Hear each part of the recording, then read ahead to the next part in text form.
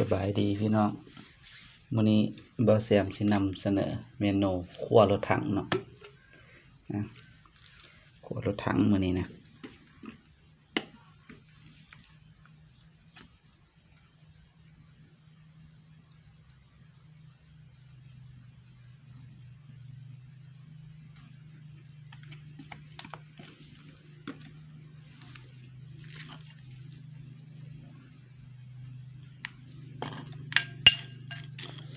เราทาให้มันก็นะเราทาให้หม้อร้อนก่อนแป๊บหนึ่ง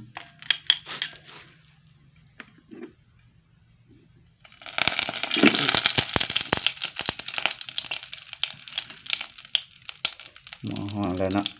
เอาเมนูเครื่องปรุงแล้วแม่นเอาปรุงแล้วเนาะมีแต่เอาลงหม้อเลยทำลงหม้อเลย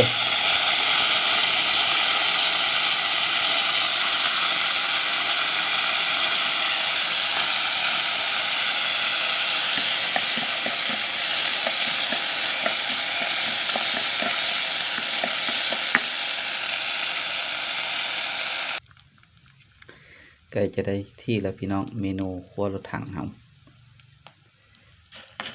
อีกแป๊บนึง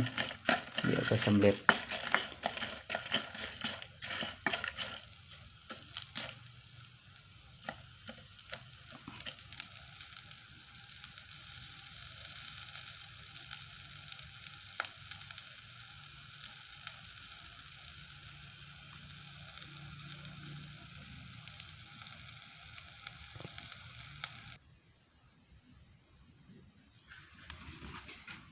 เรียบร้อยมาแซ่บๆนำกันพี่น้องน้ำเบาแสน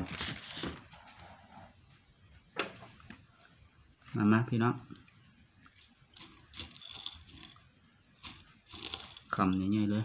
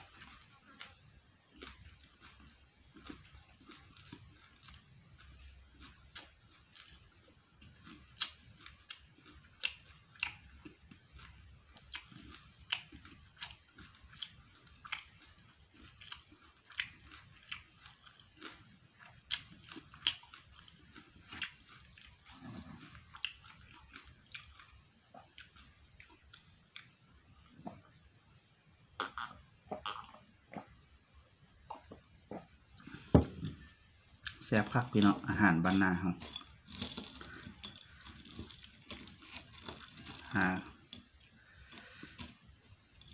หากับเนี้ยชอบเอานำขี้งัวขี้ควายเนาะ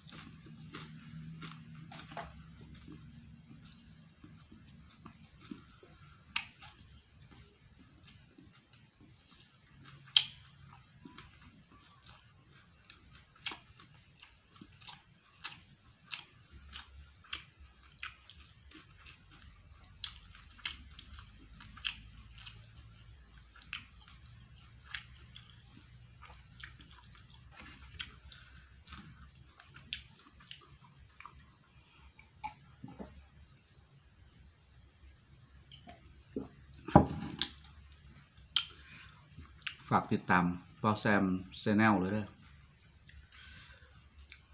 ขอจบคลิปไว้เพียงเท่านี้สบายดี